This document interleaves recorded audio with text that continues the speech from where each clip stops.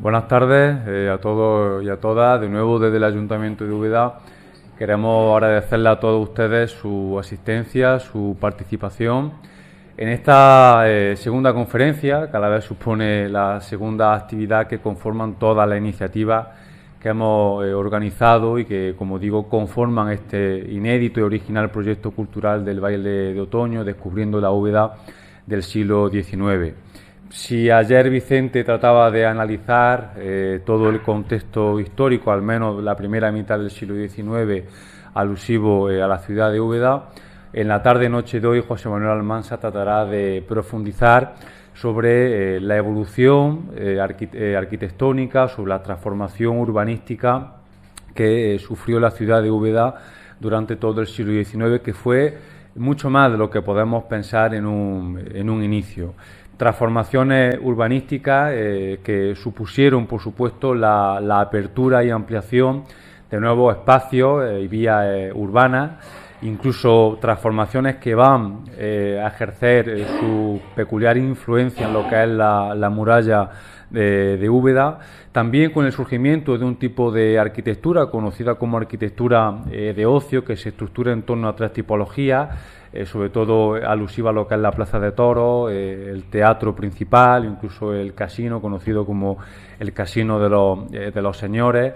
También, por supuesto, con una reorganización parroquial que va a sufrir la ciudad de Úbeda y que, por supuesto, también va a afectar en un proceso de embellecimiento de su arquitectura, de la fábrica original, con un claro objeto de conservación, como digo, de algunos edificios correspondientes a esas 11 parroquias. El tipo de arquitectura comercial también se va a desarrollar en esta centura, como por ejemplo el mercado de abastos, y sobre todo también el surgimiento de un nuevo tipo de arquitectura conocida como arquitectura ecléctica o arquitectura historicista, lo que se conoce en historia del arte como los neomudéjas, los neorrenacimientos, y por tanto, como digo, una centuria que va a ser bastante importante para lo que es la aportación y la transformación de la ciudad de Úbeda tal y como hoy la conocemos a día de hoy.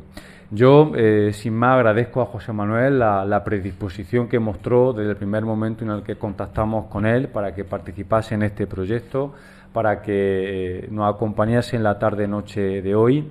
Y, por supuesto, es un lujo poder tenerlo con nosotros porque es el máximo conocedor del siglo XIX a nivel local y, por tanto, los datos y las aportaciones y explicaciones que vamos a escuchar a continuación realmente son de una calidad y de una rigurosidad histórico-artística incuestionable, y para nosotros, insisto, que es un orgullo poder contar en la tarde-noche con él. Así que, José Manuel, muchísimas gracias por estar aquí con nosotros, y sin otro particular, de nuevo, gracias en nombre del Ayuntamiento de Úbeda. Buenas tardes a todos y a todas. Yo simplemente, quiero volver a agradecer al público que ha venido hoy. Algunas caras se repiten, pero otras son nuevas, y nada, la verdad es que es un placer y es un gusto que una tarde fría como hoy, pues la cultura y el conocimiento del pasado, de la historia, del arte, pues haga que tanto público, que tanta gente, pues quiera aprender, quiera disfrutar y quiera pasar un rato agradable. Hoy ese rato, ese conocimiento, pues lo vamos a tener gracias a José Manuel Almansa, que lo voy a presentar ahora brevemente, pero antes, quería agradecerle personalmente, porque, como ha dicho José Miguel, es posiblemente el mayor conocedor de la historia del arte de este siglo y también de otros muchos periodos históricos de la historia de la provincia de Úbeda y de muchas facetas que tiene. Es una persona poliédrica en muchos sentidos, y además hace mucho tiempo que no nos visita aquí en la UNED. Hemos estado hablando antes. Yo recuerdo que hace ya bastante tiempo se dieron también unas conferencias en torno a las fiestas del Renacimiento, creo recordar hace ya bastantes años, y yo creo que es la última vez que nos hemos visto por aquí, como mínimo. Lo que sí te puedo decir que esta es tu casa, que te agradezco muchísimo que vengas, que ojalá que sean muchas las veces que nos puedas deleitar con tus conocimientos, y que estamos encantados de poderte recibir. Dicho esto, pues hay que presentarlo al ponente, es licenciado José Manuel Almansa Moreno, es de Úbeda, y es licenciado en Historia del Arte por la Universidad de Granada en 2001 y doctor por la Universidad Pablo de Olavide en el año 2006. En la actualidad es catedrático de Historia del Arte, flamante catedrático, hace poco tiempo que lo ha obtenido brillantemente, de Historia del Arte del Departamento de Patrimonio Histórico de la Universidad de Jaén, en donde desempeña su labor desde el año 2007. Del mismo modo, en dicha institución ejerce labores de gestión académica como vicedecano de Humanidades. Es responsable del grupo de investigación UHM 1095, Patrimonio, Arte y Cultura Visual en la Edad Moderna y Contemporánea, de la Junta de Andalucía. Sus líneas de investigación se centran en el ámbito de la pintura mural y la arquitectura de la Edad Moderna en Andalucía y su proyección iberoamericana, así como en la restauración monumental durante el siglo XX y el arte contemporáneo jiennense. Como resultado de ello, cabe mencionar un centenar de publicaciones, 14 monografías, 41 capítulos de libros, 29 artículos científicos, etcétera. Y además la participación en numerosos congresos de carácter nacional e internacional. Igualmente es miembro del Consejo de Redacción de varias revistas y ha sido evaluador externo en numerosas publicaciones. Ha realizado varias estancias en el extranjero, en centros de investigación de reconocidos prestigios, en la Universidad Nacional de Colombia, en la Escuela Española de Historia y Arqueología del CSIC en Roma, en la Universidad Nacional Mayor de San Marcos de Lima y en la UNAM de México. Y ha participado en 15 proyectos de investigación de carácter tanto internacional como autonómico, siendo el investigador responsable además en varios casos. Del mismo modo, resaltar su labor en la transferencia de resultados, especialmente patente en la restauración y puesta en valor de varios inmuebles patrimoniales. Así que, muchísimas gracias, José Manuel, y adelante con la Úbeda decimonónica, Arte y Arquitectura. Gracias. Bueno, pues muchas gracias.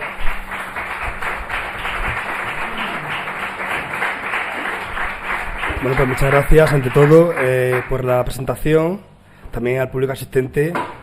Y la verdad es que yo, después de la charla que dio ayer Vicente, casi que estoy por irme, porque yo ayer con la charla de Vicente, la segunda parte, digo yo, es que ya no puedo competir con Vicente. Pero bueno, espero que la charla de hoy sea un tema pues atractivo, que sea interesante y que aprendamos más sobre la ciudad en la que vivimos. Antes de nada, también dar gracias a la organización del Baile de Otoño, a la Asociación Cero Culture, al Ayuntamiento de Úbeda, también a la UNED de Úbeda, por invitarme a esta charla, que yo, pues la verdad que encantado, porque es un tema que me apasiona, es un tema que empecé a estudiar hace, pues, bastante tiempo ya, con la tontería pasan los años, ¿no? Y es un tema que verdaderamente no se está trabajando mucho y es un tema que falta mucho por conocer. Y de hecho, Vicente ya anunció parte 1 y parte 2, yo no anuncio parte segunda, pero sí es cierto que he hecho una poda importante de lo que voy a hablar, porque hay muchas cosas que hablar del siglo XIX. Y es un siglo que siempre se ha quedado olvidado, porque todo el mundo habla del Renacimiento, habla del Barroco, habla incluso de la Edad Media, aunque poquito para lo que es la Edad Media en Úbeda, y nunca hablan del siglo XIX ni del siglo XX. Y es la ciudad en la que vivimos, y en gran parte el XIX es el siglo en el que transforma toda la ciudad. Por eso es un tema que creo que va a ser bastante curioso y que se va a sorprender con lo que había, cómo era y lo que tenemos hoy en día. Pero para eso hay que empezar un poco viendo cómo es las fuentes de trabajo. Decirles que Úbeda y Baeza son dos ciudades que se quedan olvidadas desde el siglo XVII hasta prácticamente el siglo XX. En el siglo XVIII es la época que empezaban a venir viajeros por toda Andalucía, viajan siempre a las ciudades típicas, a Sevilla, a Córdoba, a Granada, a Jerez incluso, y pasan por Bailén y Gracias. Nunca se desviaban a Úbeda de Baeza, en parte porque las carreteras eran malísimas, que por cierto, ahí vamos, ¿no? Pero es cierto que en este momento pues empieza a haber algunas crónicas, algunas referencias que hacen mención a las ciudades de Úbeda y Baeza. Por ejemplo, Bernardo de Espinal, en su Hablante Español, habla de la ciudad de Úbeda y deja pues ese grabado que han visto ustedes en la portada. También Antonio Pons, en su viaje por España, hace una serie de cartas y empieza a contar algo de lo que ve por Úbeda y, por ejemplo, habla de las reformas que hacen en El Salvador en el siglo XVIII. Esa destrucción de El Salvador con la ornamentación barroca que se estaba produciendo. Igualmente, Agustín San Bermúdez, en su diccionario histórico, también hace alusión a la historia de Úbeda.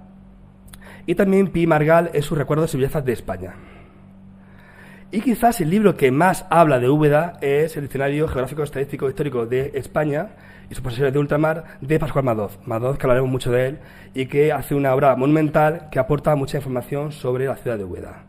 Como lo he comentado, es imposible abarcar, pero por lo menos hacerle una breve alusión a lo que cuenta Madoz. Madoz habla de que la ciudad es una ciudad de gusto árabe y se centra en la tortuosidad de sus calles, el orden de los edificios, la estrechez e irregularidad de los sitios. Las casas son de aspecto triste porque la piedra franca se ennegrece con las aguas de invierno. Habla de la población, habla de las plazas, habla de que el empedrado es muy áspero, descuidado, calles descompuestas, horario público es ninguno, con lo cual una visión bastante negativa de la ciudad de Úbeda. Pero como digo, la ciudad de Úbeda es una ciudad que ha tenido épocas de esplendor durante la Edad Media y durante el Renacimiento. En el Barroco empieza la cosa a flaquear y en el siglo XIX, como digo, empieza a hacerse la transformación de la ciudad. Y por eso voy a empezar la charla con una primera sección que hablaré de lo que es la arquitectura religiosa, que es quizá la parte más jugosa, que ya ayer Vicente hablaba sobre el tema de desamortizaciones, parroquias y demás. Y para ello hay que hablar un poco de qué ocurre con la ciudad cristiana como tal. Decirles que Úbeda, desde el siglo XIII, desde que se conquista, se estructura en 11 parroquias. 11 parroquias, de las cuales son 6 en la parte interna, en la parte de intramuros, y 5 en la parte de los arrabales. Como pueden ver aquí en el plano, tenemos a 6 parroquias: San Lorenzo, Santo Domingo, San Pedro, San Pablo, Santo Tomás y Santa María. Y luego en los arrabales, los San Juanes, San Juan Evangelista de los Huertos, San Juan Bautista, muy mal situado en la zona de descenso, San Millán, San Nicolás y la más pujante, San Isidoro. ¿Qué ocurre? Que es una población dispersa. A partir del siglo XVIII, la parte sur, la cornisa sur, se empieza a quedar despoblada. Es una zona rústica, una zona rural, donde hay muchos hortelanos, y poco a poco abandonan el territorio. Por esto se empieza a hacer una ruina de los templos. Templos que no tienen recursos, templos que no tienen dinero para atender la construcción, la reforma del edificio, y se caen sin remedio. Y así, enseguida, las iglesias de San Juan Evangelista y San Juan Bautista desaparecen. De hecho, son las iglesias que quedan muy pocos restos y prácticamente es muy difícil de estudiarlas. También desaparece Santo Tomás, una iglesia que era la segunda en importancia de Úbeda, que curiosamente se queda totalmente olvidada y arruinada. Además, el resto de parroquias pues también empieza un poco a reorganizarse. Con el tema de la minoría, el escaso número de población que había en Úbeda, se hace insostenible tener tantas parroquias. Por eso, hace 1822, con el trienio liberal, se plantean suprimir parroquias. Hay un descuadre, hay un planteo de si dejamos o no dejamos las parroquias, y finalmente pues se hace un reajuste en el año 42, coincidiendo con las desamortizaciones. Así pues, en este momento se suprimen parroquias. San Pedro, Santo Domingo, San Lorenzo y San Millán son parroquias que desaparecen. Decirles que San Pedro, Santo Domingo y San Lorenzo pasan a Santa María y San Millán pasa a San Pablo, que también había acogido ya previamente la parroquia de Santo Tomás. Decirles que esta supresión de parroquias no es tan fácil. Es decir, para que ustedes vean esta evolución, pues hay un montón de documentación que hablan de que esta parroquia se queda abierta, esta se queda cerrada, esta los domingos, esta días festivos, y hay una gran complicación para decidir cuál es la parroquia que gana. De hecho, decirles que en Santa María la parroquia primera fue San Pedro, después se queda Santo Domingo como la más importante, y Santa María finalmente es la que gana. Pero hay un trasvase importante. ¿Y qué ocurre? Que otras parroquias, Santa María, San Pablo, San Nicolás y San Isidoro, se quedan sobreviviendo. Y estas empiezan a reformarse, a hacerse intervenciones. Acogen su población, su feligresía, tienen recursos y pueden intervenirse. Así pues, vamos a hacer un repaso por estas parroquias para que vean ustedes cómo es la historia de las iglesias de Úbeda. Decirles que estas 4 parroquias van a aguantar hasta el año 70, 1970, cuando se empieza a crear parroquias nuevas en Úbeda. Se crean, pues, la Ermita del Paje, Santa Teresa, se crean también la Safa, etcétera. Pero hasta el siglo XX, casi XXI, estas son las parroquias que había en Úbeda. Y empezamos con la iglesia de San Juan Evangelista o de los Huertos, que es la iglesia que desaparece en primer lugar. Esta iglesia desaparece en 1740, es decir, mucho antes de la llegada de los franceses. Y el obispo Andrés Cabrejas Molina ordena su supresión. Esta parroquia pasa a depender de San Lorenzo y a partir de este momento todos los bienes pasan a San Lorenzo y el edificio se queda como un cementerio improvisado e incluso matadero. Decir en esta postal que vemos aquí de la Loma, vemos aquí a la derecha, si pueden verlo, este edificio posiblemente sería la iglesia de San Juan Evangelista o de los Huertos, una iglesia que hoy en día aún sobrevive. Si pasean por los miradores podrán ver este paredón que es el resto de las ruinas de San Juan Evangelista. Es lo único que queda. Puede hacerse un domingo, un sábado, una excursioncita entre las huertas, esquivando un par de perros y verán las ruinas de esta iglesia. que faltaría hacerle algo para evitar su ruina. También otra iglesia que se pierde es San Juan Bautista. Todos los bienes de la iglesia pasan hacia 1800 a San Millán. Pasan los ornamentos, las imágenes, las alhajas, y la iglesia estaba en ruinas. Y no había recursos y se decide cerrar. ¿Qué se hace? Pues se bajan las imágenes del altar mayor, se bajan las imágenes de la iglesia, y sabemos que hay vecinas que enloquecen y que luchan contra los albañiles para evitar que se lleven la imagen del santo. Y de hecho, pues finalmente se plantea que esa iglesia se mantenga los domingos, pero finalmente por su estado de ruina directamente desaparece. En el año 44 no quedaba nada, un solar con piedras y escombros. Todo esto que vemos aquí, pues, si seguimos por la carretera, la calle San Millán, todo esto era la antigua ciudad, el antiguo barrio, de San Juan Bautista. Y en tercer lugar está Santo Tomás, una iglesia que gracias a Dios ahora estamos en un proceso de recuperación y que fue la segunda iglesia en importancia de Úbeda. Una iglesia de 3 naves de estilo románico, del cual conservamos lo que es el ábside y parte de capillas y de más espacios. En este sentido, en el año 23, el prior Luis de Mota, ante el estado de ruina del edificio, pide que se traslade la parroquia a otra iglesia, concretamente a la de San Andrés, una iglesia conventual que estaba cerrada por la desamortización, y pide trasladar el culto de Santo Tomás a San Andrés. Finalmente no se lleva a hacer porque se caía. Y finalmente, en el año 42, se cierra, se cae Santo Tomás y directamente se pasa la parroquia a San Pablo. Y de hecho aquí tenemos esta documentación en la cual, como digo, se hablaba de esa referencia sobre trasladar la parroquia.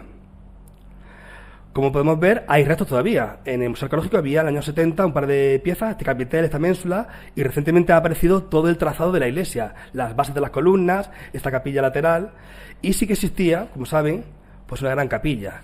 La capilla que tradicionalmente se decía que era de Cobos, que ahora está el debate si es de Cobos o no es de Cobos. Que esta capilla, pues en el archivo diocesano de Jaén encontré un documento en el cual se hablaba de la capilla. Y es que el capellán de Salvador pide trasladar la capilla y los bienes, las rejas, la alhaja de esa capilla primitiva, que aún estaba en pie, hacia la capilla de Salvador. Y como digo, pues hay una documentación que se hace mención a esa capilla que aún existía en el siglo XIX.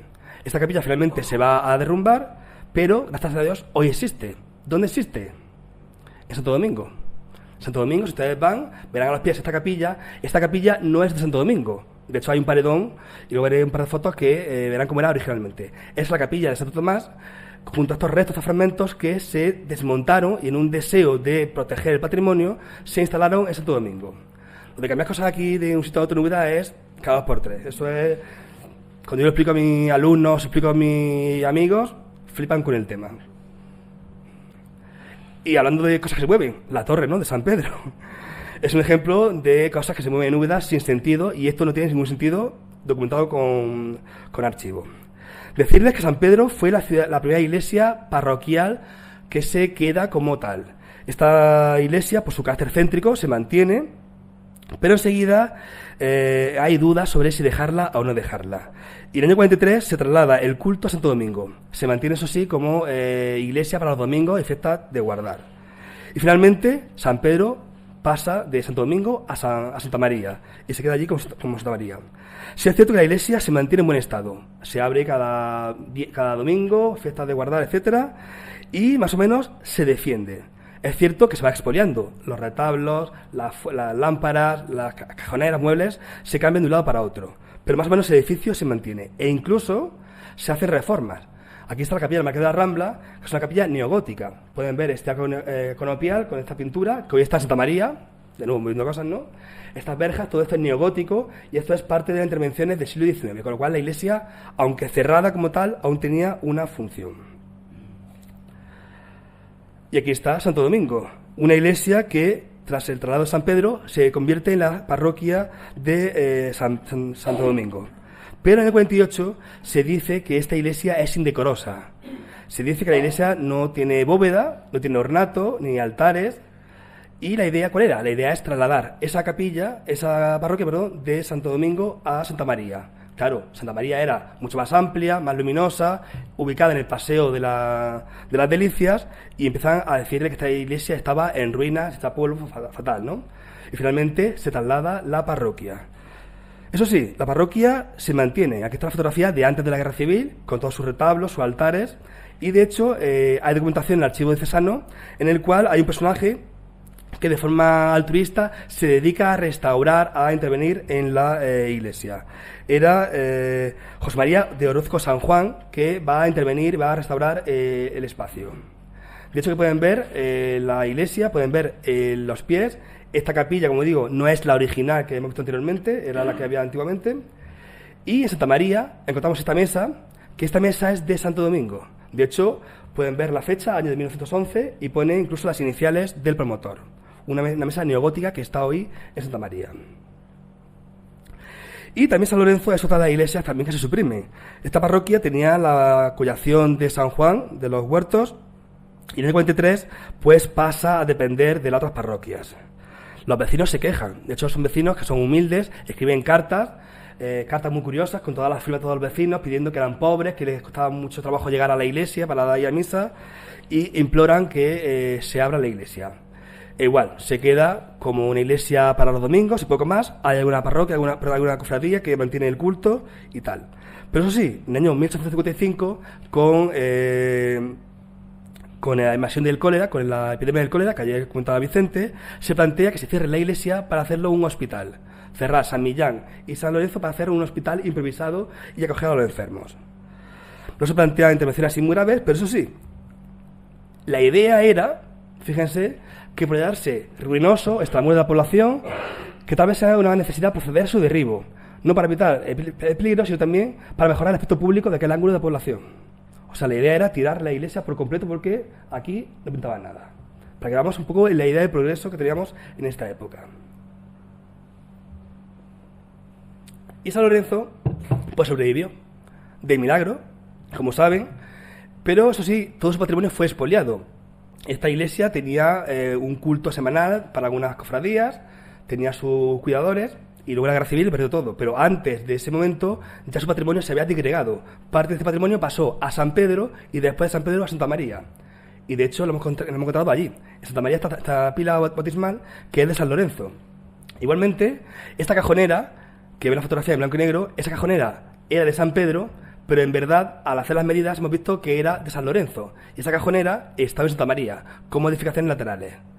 Y también Santa María, arramblados, muertos de polvo y de todo, con plásticos, están estos 4 cuadros de San Lorenzo. 4 cuadros que la campanera, Francisca Fernández Leiva, nos cuenta que estaban ubicados en el altar mayor. Con lo cual, todo ese patrimonio se puede rastrear, pero hoy por hoy está en mal estado. Con lo cual, haría falta un poco un repaso de este patrimonio del siglo XIX. San Millán, pues San Millán igual. En el año 36 se cierra la Merced, sus bienes pasan a San Millán y a los pocos años se cierra San Millán y pasa todo a San Pablo. Como pueden ver, este paseo es constante, ¿no? Eso sí, a pesar de que está en mal estado, se sigue manteniendo e incluso se interviene. La puerta lateral es de 1901, con lo cual los vecinos mantienen su parroquia. Como pueden ver, son iglesias que tienen pues un vaivén curioso. Pasamos ahora a las iglesias que aguantan, a las victoriosas, que son Santa María, San Pablo, San Nicolás y San Isidoro. Fíjense esta foto, este dibujo. Este es un dibujo de Santa María, de la torre original de Santa María. No sé si la conocerá este dibujo. Así es Santa María originalmente. Vean a la derecha lo que más llama la atención, que es la torre barroca que tenía Santa María, una torre que se va a derrumbar en el año 62. Por aquí pueden ver esta fotografía, este dibujo de Vicente Carrerera, uno de los grandes amigos de Goya, que después estuvo haciendo muchas publicaciones, y nos deja este dibujo muy interesante de Santa María. Santa María era una colegiata, como saben, que en el año 52 se suprime. A pesar de que se suprime, sí es cierto que también acoge la parroquia de San Pedro, Santo Domingo y San Lorenzo. Y como digo, en el año 62 se derriba esta torre y se plantea cambiar el culto de Santa María al Salvador, dejarla con parroquia principal. Finalmente se mantiene y con el paso del tiempo se hacen intervenciones. Y aquí hay una figura muy importante que es el prior Alejandro Monteagudo, un prior que va a hacer muchas intervenciones en la iglesia por dentro y por fuera, con cambios a veces difíciles de entender. ¿Cuáles son los cambios? Pues, por ejemplo, la fachada. Se ha derrumbado ese campanario y hay que hacerlo uno nuevo. ¿Qué se hace? Pues se llama a Felipe Vara, que es un arquitecto de Jaén, que diseñe las nuevas espadañas de la iglesia. Y Felipe Vara hace dos espadañas muy acordes con lo que es la fachada, eso que tenemos hoy en día, Y fíjense también el detalle de las ventanas. Ventanas neobarrocas que eran muy en línea con la de la portada y con la espadaña. Un diseño muy armónico, muy clásico y verdaderamente bastante interesante. ¿Qué ocurre? Que ese era el proyecto. Como el claustro era gótico y el estilo de moda era el neogótico, pues directamente ventanas neogóticas, que no pega ni con cola, pero lo hace. Y para más Inri le pinta las ventanas en color negro, le pone una especie de elementos para crear la ilusión de vidriera falsa, porque era un muro sólido. Con lo cual, esas chapucitas de falta de recursos, en verdad. Y el interior, como digo, se hacen transformaciones. Por ejemplo, en el año 23 se hace esa capilla mayor, neoclásica, se restaura todo el espacio. En el año 24, perdón. También en el año 85 se crea la capilla de la Virgen de Guadalupe. Eran 3 capillas separadas, independientes, pues se unen. Parte de las portadas se pasan de un sitio a otro. La verja que ven aquí no es de esta capilla, es de la caída. Fíjense cómo está aplastada directamente contra el arco, no encaja. Y también, por ejemplo, la de Jesús Nazareno, esa portada, también es nueva. Es una portada gótica que se traslada de un sitio a otro. Creo que este estaba en el altar de la caída, si no me confundo. Se pone esa portada aquí y la verja se encarga a Sevilla. Como pueden ver, cambios, reformas, transformaciones y demás. Y la iglesia sigue su andadura, de mejor o peor modo. Y fíjense el estado que tenía la iglesia en el siglo XX casi. Fíjense los pilares y fíjense en esto, las muletas. Estas muletas que ven aquí era porque la iglesia se estaba derrumbando, estaba abriendo.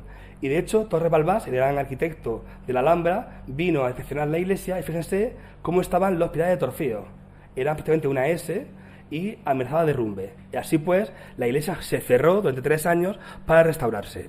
Se abrió, llegó la Guerra Civil y ya la historia, como saben ustedes, más reciente de la intervención, restauración, destrucción de Santa María.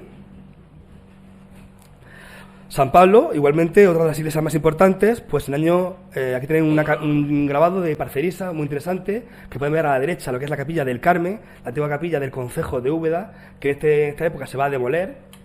Y fíjense también a la izquierda el tabladillo, ese balconcito, que es un balcón para salir a dar edictos, dar misa al aire libre, etcétera, que es un precedente de las capillas americanas. Es un elemento muy interesante del mundo americano.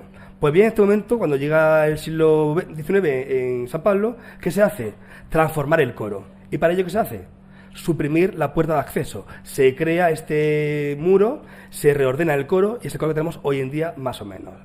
Comentarles como cosa curiosa que si ustedes van a San Pablo, se restauró en los años 50 y 60 por Prieto Moreno, y si tocan ustedes en las columnas que están actualmente, háganlo por casualidad.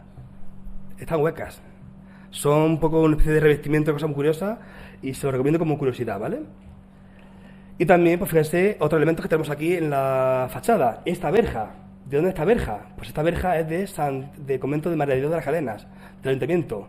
La pusieron aquí en el centro para decorar la iglesia junto con esa reforma de la plaza de la Constitución que después hablaré.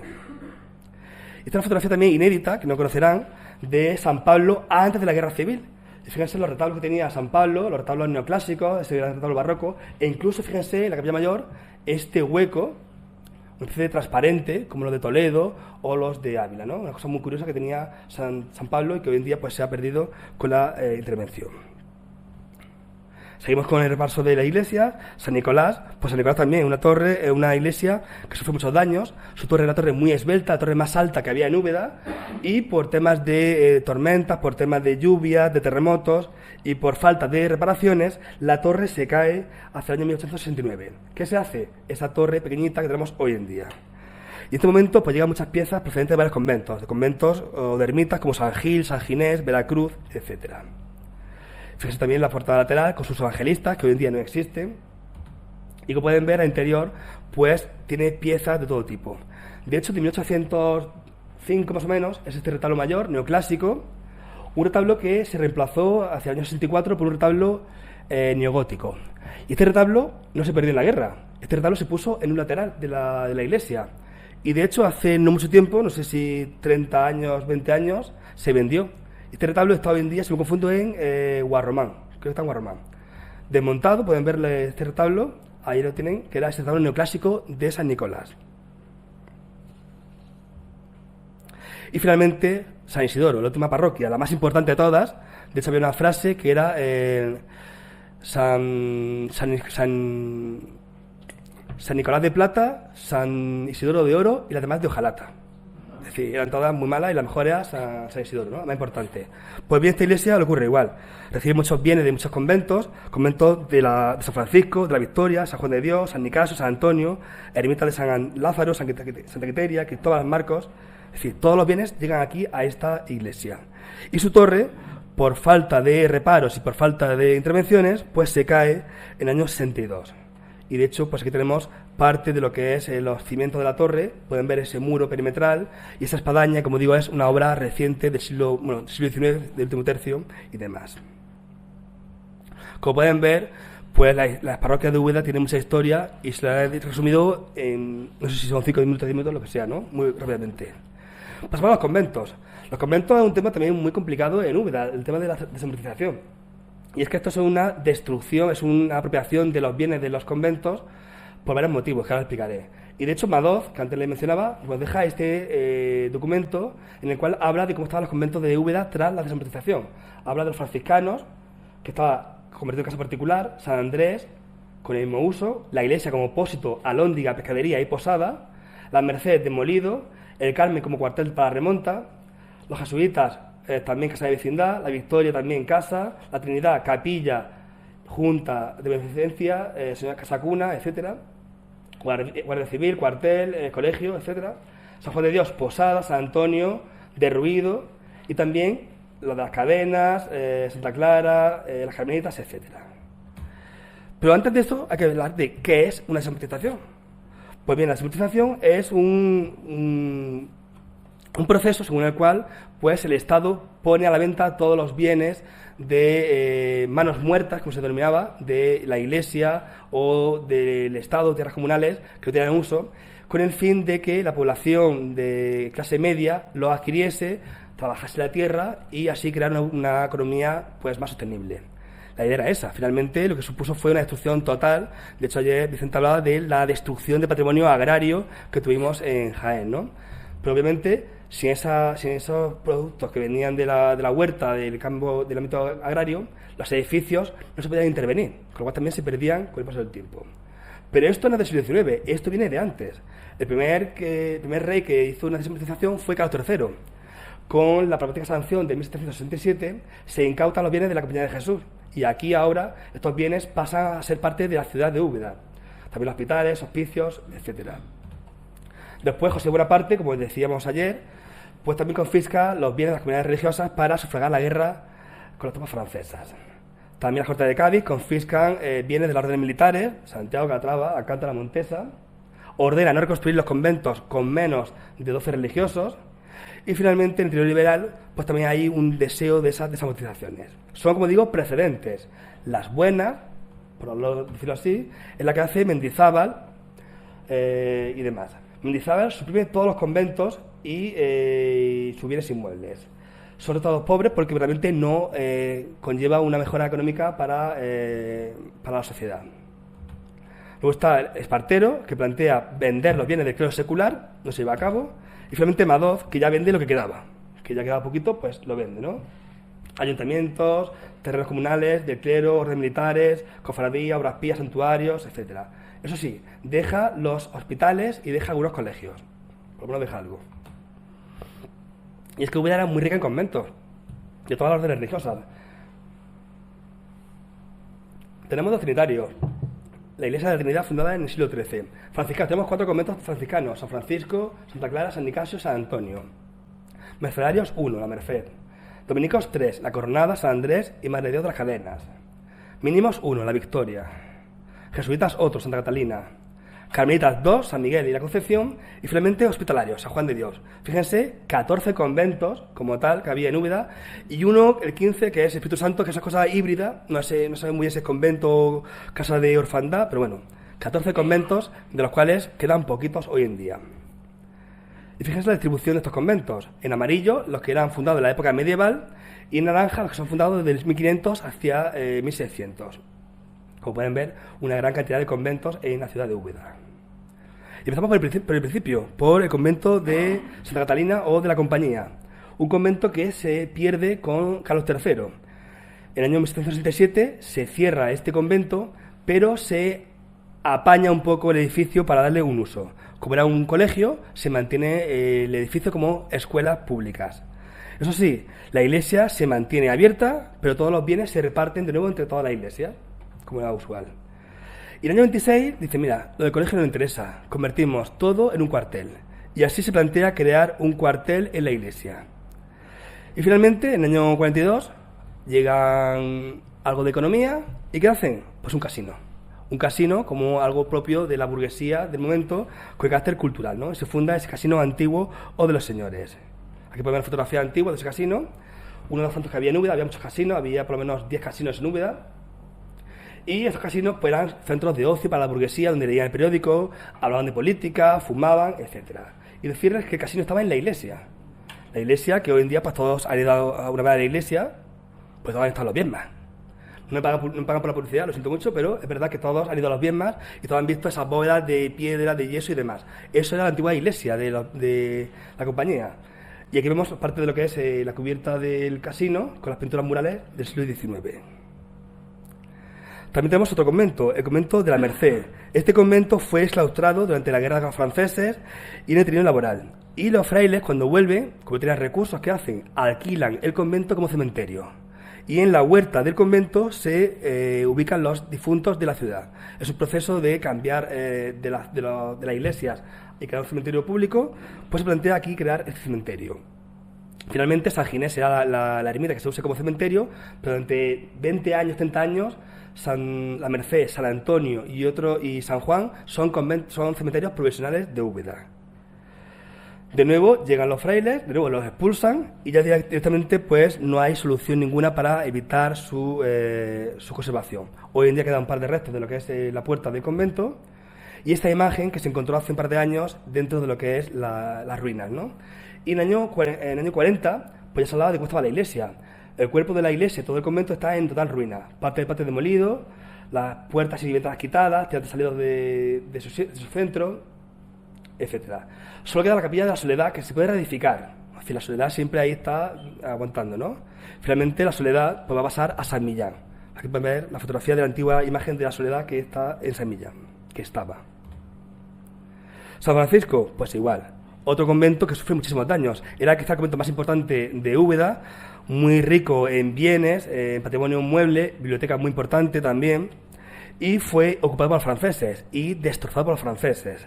De hecho, en este momento, cuando se destroza por los franceses, el prior, Luis Sabroso, pues pide un convento nuevo, cuando vuelve a Úbeda, para instalar todo lo que quedaba de los franciscanos, y plantea instalar el convento en la Compañía. Lo pide al ayuntamiento, se lo deniegan, y después hablan con los dueños de San Jorge. El hospital San Jorge, que todos conocerán que apareció hace un par de años, pues plantean instalar ahí el convento. Se accede, pero por qué motivos, no sabemos muy bien las razones, no se lleva a cabo ese traslado. Así pues, los frailes que dicen a reconstruir el convento, y con mucha paciencia comenzaron a reconstruir ese convento. Aquí pueden ver la fachada exterior del convento y dentro lo que queda de la iglesia de ese convento, una iglesia muy modesta respecto a lo que era en su origen. Una iglesia con muchas capillas, con un gran claustro, etcétera, que solamente queda hoy en día pues esta portada.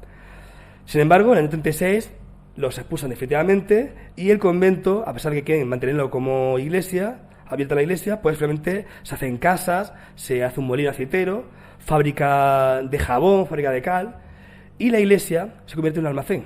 Aquí pueden ver esa iglesia que aún subsiste. Esta fotografía hace 20 años, no sé cómo estará ahora mismo, pero aquí pueden ver estas grandes orzas de aceite que estaban en el centro de la iglesia, tercera iglesia del convento. Y quedan fragmentos de yeso, incluso arcos de épocas anteriores. Todo esto enmascarado dentro de la casa que está al lado. Con lo cual, bueno, pues ojalá algún día se pudiese hacer algo para recuperar el espacio y ponerlo en valor, porque realmente es el convento más importante de Úbeda del siglo XIII. Bienes suyos están por Úbeda. De hecho, si van a San Isidro, este cuadro procede del convento de San Francisco. De hecho, pueden ver a Jesucristo, a la Virgen María y a la derecha San Francisco. O también Oculto en San Santiago, trae una cortina, esta escultura decapitada de San Francisco, también, como digo, procedente del convento. San Nicasio, bueno, San Nicasio no sabemos nada de cómo era, pero tenemos un dibujo del contrato del siglo XVII para que vean cómo eran las bóvedas de cañón con lunetos parecidísimas a las de San Pedro, fíjense que son idénticas. Pues así será la iglesia, de la cual no queda ningún resto. Quedan bocetos, quedan dibujos, quedan piezas, por ejemplo, este dibujo de este retablo de Luis de Zayas, o también esta imagen de la Virgen de las Angustias que pasó después a la Plaza de Santiago. Como digo, esta iglesia se cierra, se arruina por el mal estado, y en el año 46 se decide construir encima la Plaza de Toros. ¿Y qué se hace? Coger las piedras del convento y con esto y las piedras de San Antonio se decide reconvertirlo en la Plaza de Toros. ¿Quién promueve esto? Lo promueve el alcalde, Francisco de Paula Torrente, que era el dueño de los terrenos. Y el alcalde cede el terreno con la condición de tener un palco especial para él y su mujer y ver los toros, de por vida. Y aquí tenemos lo que es la portada, y portada que se fue transformando, como pueden ver, y gran parte de ese convento primitivo. Incluso todo lo que es la parte del graderío, también con las piedras de San Antonio. Decirles que en el año 82-87 se hace la parte superior, la parte de forja, que es una parte también de hierro con los avances propios de la época del fin de siglo. Más conventos. Bueno, pues el San Antonio también he hecho mención. El San Antonio también fue invadido por los franceses, fue destrozado y se trasladaron a los carmelitas y después los expulsaron, o sea que también mala suerte, aquí nadie se salva. La coronada, pues igual, este es un dibujo de Vicente Ruiz, que hizo un boceto de cómo podía ser la portada de la coronada, y cuando llegan los franceses, las monjas salen todas corriendo hacia Jodar, todas las monjas de Úbeda salen corriendo, lo contaba ayer Vicente por el temor que había. Cuando vuelven se reubican en Madre de Dios las Cadenas, se pelean con las otras monjas, aunque eran de la misma orden, se pelean entre ellas, y eso que era de la misma orden, y finalmente pues se expulsa a las monjas en el 36. ¿Qué se decide hacer? Pues se decide hacer aquí unas escuelas, se plantea hacer una cárcel, y finalmente en el año 42 se les cae el convento del tirón. Por falta de uso y mantenimiento se cae todo el edificio, es decir, no se puede hacer nada para aprovecharlo. Y sí es cierto que el edificio pues no queda nada, pero si ustedes van por Úbeda paseando, podrán ver escudos dominicos. Estos son de la calle Jurado Gómez, pues estos escudos posiblemente sean de este convento. O también en la Plaza Costa Cazabán están escudos como la Orden de Alcántara y el San Vicente Ferrer, San Pedro Mártir. Pues sería un escudo de la Orden Dominica. ¿Qué se hizo? Pues quedó un solar abandonado. Hubo unos 40 años de un solar abandonado, muerto de risa en el centro de Úbeda. Y finalmente, en el año 87, Felipe Vara, el arquitecto de Santa María, hace un proyecto para embellecer y crear el paseo de Gallego Díaz, el paseo de la Coronada. ¿Qué se hace? Se urbaniza, se ponen bancos, se pone su arbolado, se instala un cine de verano incluso, y se crea ese perfil con esas columnas de hierro, de forja, de piedra y verja de hierro. Unas columnas que hoy en día existen en San Lorenzo. El Paseo de los Miradores de San Lorenzo está en estas columnas, estos pilares. ¿Por qué? Porque después de estar 40 años abandonado, a hacer por fin el paseo, pues en el año 30 se decide instalar aquí el Mercado de Abastos. Este es el proyecto inicial del Mercado de Abastos de Joaquín Hernández Barraca y finalmente se hará el actual proyecto, el actual edificio de Luis Casanova Vila, de estilo racionalista. Más ejemplos de conventos. San Andrés, pues igual San Andrés era el convento pues más importante también de los dominicos, y cuando se cierra, los hermanos de Jesús Nazareno piden que la capilla de Jesús se mantenga abierta. No se accede y el convento pasa a ser de la vida de Almarza y se convierte en casa de vecinos. Por su parte, la iglesia era del Estado y la usan como establo. Poco a poco se empieza a arruinar el edificio y se empieza a hablar del derribo, de que había partes en mal estado, etc. Fíjense este patrimonio. Este cuadro de la derecha está en San Pablo, era del convento San Andrés. Esta Virgen del Rosario primitiva que había en Santa María, que se quemó en la Guerra Civil, también de San Andrés. Y también la antigua imagen de Jesús Nazareno, que también se quemó en la Guerra Civil. Todo el patrimonio, como digo, de este convento. Ante ese estado de ruina del convento, ¿qué se decide hacer? Pues convertir la iglesia en un edificio útil, en un posto y una pescadería. Y aquí tenemos el plano en el cual vemos la planta de la iglesia, cómo se va a transformar para convertirlo en ese almacén de trigo y en esa pescadería. Y la capilla de Rosario, la capilla más importante, es el cuartel de la Guardia Civil, con lo cual, pues todo transformado.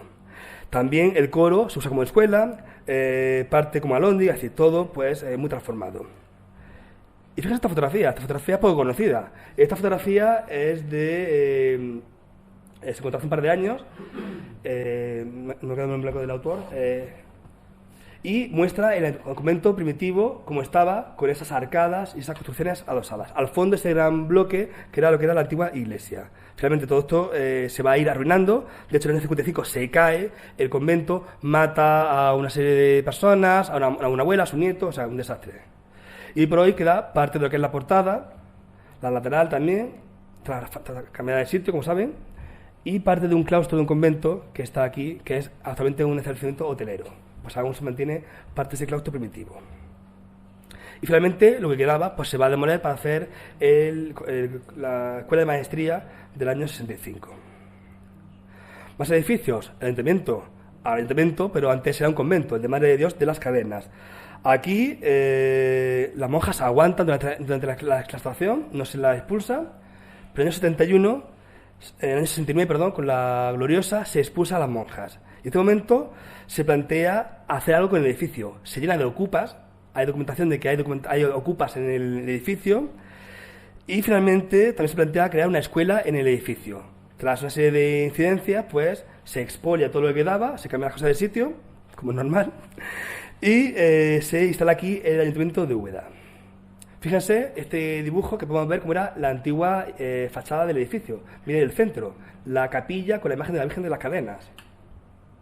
Y de hecho en el interior vemos lo que era la iglesia. Esta es la capilla mayor con su coro alto e incluso las pinturas murales de la sala capitular. De hecho, ocultas están estas pinturas que están picadas, que hace falta una restauración que a ver si ahora con la intervención se pone en valor también. Y esta es la verja que les decía, la verja que estaba en Madre de Dios que pasa a San Pablo. ¿Qué ocurre? La parte trasera era un jardín, era un huerto de las monjas. Pues esto se convierte en una plaza, la Plaza Alonso Martínez, una plaza pública que aquí pueden ver hoy la Plaza de los Caídos, como se conoce popularmente, con estos jardines y demás. Y la Trinidad, una iglesia que sirvió para todo. Como decía ya Vicente, no hay edificio en Úbeda que haya sido más aprovechado. Oficinas públicas, sociedades de beneficencia, cuartel de milicianos, de la Guardia Civil, escuelas y colegios, por todo se ha utilizado hasta en el 41, que se pretendió trasladar a su iglesia, la iglesia de San Nicolás. O sea, todo fue un uso. De hecho, esta iglesia, pues cuando se cierra, se decide expoliar los retablos. Todos los retablos se van a quitar, pero se escribe a la reina Isabel II y le piden que por favor mantengan los retablos. Finalmente se mantiene y se usa la iglesia como auxiliar de San Nicolás. Como digo, aquí se instala la casa cuna, la casa de beneficencia, el cuartel de Guardia Civil, etc. Y son constantes las obras durante mucho tiempo en este convento. En el año 61 llegan los escolapios y quedan aquí las escuelas que van a estar hasta el año 1920. En el año 20 llegan los trinitarios, los salesianos, los padres de Corazón de María, los claretianos, y están aquí hasta el año del 31. Con lo cual, cambio de uso de colegio, cuartel, de todo tipo. E incluso pues la idea era, pues llegó un momento que la idea era demolerlo. En el año 30 se dice, bueno, esto es muy céntrico y si tiramos el convento y hacemos aquí el mercado de abastos, vamos a hacerlo. A eso tuvieron de tirar el convento. Más ejemplos, pues San Miguel, un convento que también los expulsan. Aquí se vinieron los frailes de San Antonio, después lo volvieron a echar y se convirtió en casa particular. Y aquí tenemos una fotografía antigua de cómo era la casa en el convento. Fíjense la iglesia con esa fachada totalmente neogótica, transformada a partir del original. Lo único que da original es el aletón de la izquierda. E igualmente, un convento que fue también convertido en casa particular, se le ordena quitar los símbolos religiosos y volvió en el año 1905, vuelven los carmelitas y recuperan la iglesia y la transforman y hacen la fachada que tenemos hoy en día. Más conventos convertidos en viviendas, pues la Victoria. La casa era una vivienda, lo que es la clausura una vivienda de vecinos, y la iglesia eran establos. Y finalmente en el año 65 pues hace este mamotreto que se cargó por completo lo que era el antiguo edificio. Pero eso sí, si vamos por Úbeda, vamos de tiendas, pues a lo mejor te vas a encontrar en una tienda de ropa parte de una puerta, que es la puerta de la iglesia del convento. Ahí está oculta entre las rebajas de enero, de primavera y demás, ¿no? Más ejemplos de conventos. El de San Juan de Dios, el último que le falta por hablar. Convento hospital. Un convento que en la Guerra de la Independencia fue importante porque fue un cuartel y también fue un hospital militar. Y este convento, cuando se cierra, todos los bienes pasan al Hospital Santiago y se instala aquí un parador. El parador o la posada de San Juan de Dios. Y finalmente lo que quedaba pues fue demolido en el año 60 y se hizo el bloque que todos conocen, que supuso destruir pues ese patrimonio que aún quedaba en Úbeda. Y de ese patrimonio pues queda algo, este Cristo de los Toreros, que era esa posada de San Juan de Dios, que era un Cristo donde rezaban los toreros cuando iban a la plaza de toros. Como pueden ver, pues bastante bagaje de patrimonio. Era un hospital, era un convento y también un hospital, pero es que en Úbeda había muchos hospitales. No puedo hablar de todo esto, pero son 15 hospitales en Úbeda, 15, de los cuales llegaron 4 en el siglo XIX. Llegaron los de los ancianos, El Salvador y también el reciente, el de Pedro Almíndez. Este que apareció hace años también llegó al siglo XIX y poco a poco se fue perdiendo, ¿no? El de San Pedro y San Pablo también se mantenía, el de los viejos y obviamente el de Santiago. Como pueden ver, pues mucho. Como voy de tiempo fatal, ¿no? Como pueden ver, el tema de patrimonio religioso da mucho que de hablar, ¿no? Por eso puede haber hecho parte 1, parte 2, parte 3, incluso, ¿no?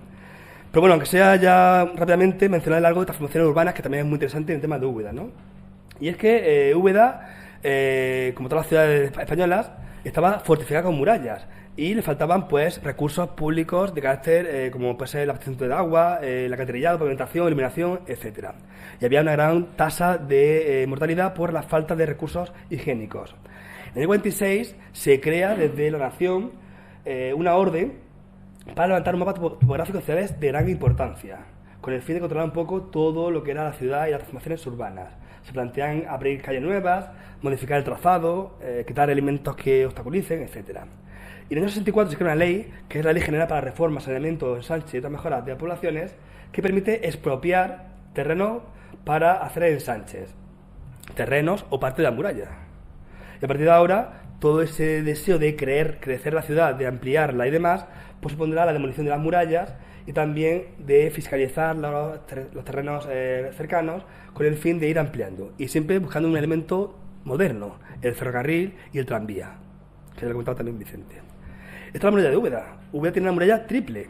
Tenía el recinto del Alcázar, de época del siglo IX, la ciudad de Intramuros, que es todo del siglo XII, más los arrabales. Tenía 5 arrabales, todos con su muralla. Es una muralla muy interesante, muy compleja, que de hecho muchos investigadores pues, han trabajado mucho el tema de la muralla. Y esta muralla, pues poco a poco se va a ir transformando, se va a ir modificando y perdiéndose. De hecho, lo primero que se pierde es la puerta, el torreón de tierra o también torre de Ibiut, una torre que estaba en la parte baja del Salvador, que se va a demoler y con esto se va a explanar un poco parte del Paseo del Salvador y parte también del Paseo del Mercado. De hecho, también estaba al lado la Torre de los Aviones, que todos conocen, y que la parte interna aún mantiene restos de esas arcadas de lo que era la puerta primitiva medieval. Poco a poco, todo lo que es la muralla se va a llenar de casas. Aquí vemos lo que es la Salobreja, que va a ser una zona de paseo durante el siglo XIX. Y poco a poco, como digo, se va colmatando la muralla porque ya tiene función militar. Simplemente es una función de sostén, ¿no? Y también incluso se abren puertas o se va a romper la muralla para facilitar el acceso de las calles. Por ejemplo, la calle Andújar se crea ahora, se tira parte de esta muralla y se crea todo este tramo para conectar el casco histórico con el exterior. Y bueno, como digo, lo más importante es el momento de derribo de las puertas. La puerta más importante de Úbeda es la puerta de Toledo, en la plaza de Andalucía. Una puerta doble, que tenía la puerta primera de Toledo y la del Santo Cristo. Una puerta que fue demolida en partes. Esta puerta ocupa más o menos lo que es la parte alta del Real, lo que es la parte de Muebles Úbeda, se puede decir, ¿no? Lo que era Avellón. Pues ahí estaba esa gran puerta tan compleja. Y Juan Pascual hablaba de una noticia que era el día de San Miguel, se cayó el arco de la plaza y ha matado a una mujer que se llama la Tomasa. era una copla popular que había en el momento. No es así, en el 68 no se cae ese arco, sí es cierto que el arco se empieza a caer poco a poco. En el año 54 se quita la imagen del Santo Cristo de ese arco del Santo Cristo, pasa a San Pedro y se demuele en el año 62. Posteriormente los vecinos, Manuel Aranda, ordena demoler todo esto y compra el terreno para construir casas. Por su parte, la puerta de Toledo se demuele en el año 65. De hecho, se ordena varias demoliciones. Se ordena demoler Santa Lucía, el Marqués, San Juan de Dios, la Descalzas y Plaza de Toledo. O sea que fijaron, en el 65, 5 arcos fuera de la muralla. Esta zona de la derecha, ahí estaría todo lo que sería el rincón de la puerta de Toledo. La famosa tienda del paso se llama así porque durante las obras la gente pasaba de un sitio a otro para facilitar el acceso. Este es el convento de la puerta de San Juan de Dios. Ahí estaba esa puerta, la puerta nueva, por eso se llama calle nueva, porque estaba este arco de San Juan de Dios o arco nuevo, que también se demolió. La puerta del Marqués de la Rambla, que estaba aquí a la izquierda, también se va a demoler. El Marqués no le importa que se demuele mientras que la arreglen la fachada. Y al demoler la fachada apareció esta imagen, esta talla románica, que hoy en día la pueden encontrar ustedes aquí. Estaba escondida dentro de lo que es la muralla, la imagen de la Virgen de la Luz. Y decirles que en el año 65 de este siglo, al excavar en el edificio colindante, aparecieron pues fragmentos como este escudo y parte del arco. Y a partir de ese momento se plantea reconstruir este arco de la calle Cava, que como digo es un arco reciente a partir de la imaginación de los arquitectos de la época. La puerta de Santa Lucía, así estaba, reconstruida por Jopi Solves en el año 78, aquí pueden ver la fotografía del proceso de reconstrucción. Y la Cava de Descalzas, una posible reconstrucción virtual chapucera con el Photoshop, para que vean ustedes cómo sería este arco en la Plaza del Rayo, ¿vale? Que todos lo sepan, que se haga una idea de cómo sería el lugar. Seguimos con las demoliciones. En el año 55 se ordena demoler San Francisco, Puerta Granada y San Lorenzo para evitar ruina. Pues todo esto fuera. La puerta de Jaén, o sea, de San Francisco, estaba aquí, en una zona con una especie de cava, de zanja, con un puente, se tira todo y se construyen casas junto a la muralla. También se tira la puerta de San Lorenzo, que estaba al fondo, junto a la iglesia de San Lorenzo, una puerta muy sencilla, muy modesta. Y de Granada, eran dos puertas, se tira la del fondo. Está esta, que es la primitiva, y aquí había otra que también se tira. Como digo, una demolición de las puertas. Y la del Losal se salva de chiripa, y en el año 1905 se plantea restaurarla, con lo cual esta al final se interviene. Como pueden ver, una destrucción bastante importante. Y la última muralla, los arrabales, también existía, y hasta no hace mucho tiempo. En lo que es San Nicolás quedaba la puerta de la muralla del arrabal, y todos conocen la Torre Nueva. ¿Por qué Torre Nueva? Pues esto. La Torre Nueva era una muralla del arrabal de San Nicolás. ¿Esto existe? Esto existe. Estarán hartos de pasar por aquí. Pues esto es una muralla, un torreón de la muralla del arrabal. Es el único resto que queda de ese fragmento de la muralla. Allá hablaba Vicente de Gómez de Barrera, pues ahí también estaba la puerta de la muralla de ese arrabal, con lo cual eran arrabales que estaban totalmente perdidos. Esto es el Gallo Rojo, ¿vale? Para ubicarnos, la zona de Gallo Rojo. Decirles que la muralla estaba aquí, en lo alto de la Trinidad, aquí había un tapón, y como se hace aquí lo que es el ensanche de Úbeda y se plantea instalar aquí el tren, pues se decide tirar la muralla y abrir todo esto. Y esta casa que ven aquí, que está en ruinas, es parte de esa reforma del siglo XIX. Y ya para acabar muy rápidamente, espacio urbano, lo siento, 2 partes, tercera parte, lo que haga falta, ¿vale? Úbeda tenía varias zonas urbanas de carácter de ocio. Eran 3 zonas que había: el Paseo de las Delicias de la Princesa, el Paseo o el Plaza de la Constitución y la Plaza de Toledo. Son 3 espacios medievales con reformas renacentistas. Pues bien, estos espacios se modifican ahora con transformaciones, con embellecimiento y demás. Y ahora se crean nuevos paseos: el de la Coronada, el de Alonso Martínez, que te lo he mencionado, la Cava o Soltadero, el Paseo de la Salobreja, el Campo de la Libertad o Explanada y la Alameda del León. Todos conocen el León, se llama así porque había leones, ¿no? Puede ser el Paseo de la Cárcel, el Paseo de las Delicias de la Princesa, que es un espacio que se va a urbanizar con árboles, con jardines, con fuentes, con asientos, a partir de la construcción primitiva. La Plaza de la Constitución, en este momento estaba con mal estado, pues se decide alisar lo que es el suelo, y las calles, las casas, eran casas muy humildes, casas con soportales. Más o menos serían así.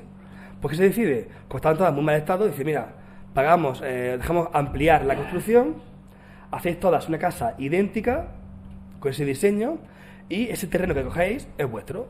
Pero eso sí, pagáis la obra vosotros. Y los vecinos dijeron que sí, y todos intervinieron en lo que es el espacio.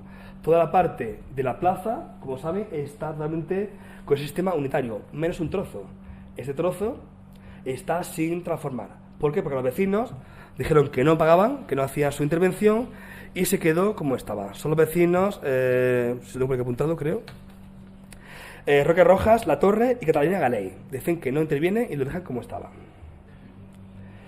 Y también decirles que había aquí una plaza, la plaza de abajo, que estaba aquí, que esta plaza llegaba hasta lo que era la zona del PUS 6, lo que era Plaza Méndez, ¿no? Pues en ese momento esta plaza se va a ir colmatando de construcciones y se pierde esa plaza. Una plaza que estaba hecha para darle realce al ayuntamiento. Y estos edificios eclécticos que estaban entonces, pues este se perdió, pero se mantiene este edificio de Juan Antonio Gutiérrez en la Plaza Méndez, ¿no? O de Doctor Almagro, como todos conocen. También se hace una zona muy importante, la zona de la cava, era una zanja, pues se va a hacer una gran bóveda para pasear. También se hace la zona del saltadero. Y la idea era que era un paseo de invierno, una especie de ruta del colesterol del siglo XIX, ¿no? Para que la gente pasease y disfrutase del clima. Bueno, pues esto se hace, como digo, en el XIX. Y finalmente, ya para acabar, pues la explanada, el último espacio que se va a urbanizar, porque aquí en el año 63 se explana unas montañas, una zona montañosa, se crea una zona diáfana, se crean jardines y se instala el tranvía. El tranvía en el año 1906 se instala y va a ser una zona de expansión urbana de Úbeda. Aquí podemos ver esta fotografía del tranvía y hay mucha documentación de gente que se va a mudar aquí, construye su casa, porque es la zona más importante de la Úbeda del siglo XIX finales y siglo XX, la zona de ensanche que de hecho pues seguirá hasta el siglo XX. Y con esto, pues le emplazo al capítulo 2, 3, 4, 5, 6 y que haya en el futuro. Muchas gracias.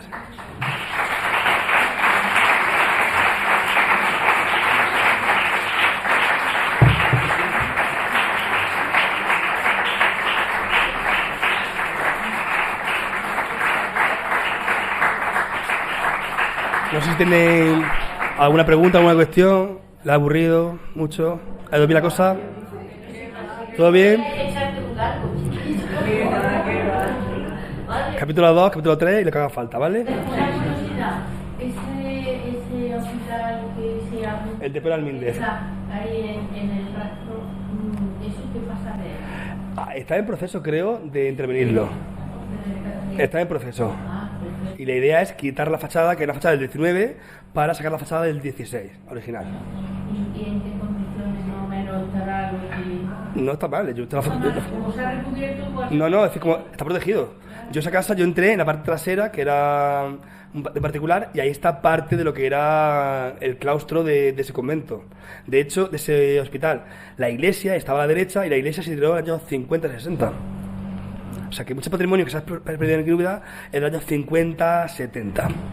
Que aún subsistía. Los pisos. ¿Más cositas? Pues, por mi parte, muchas gracias.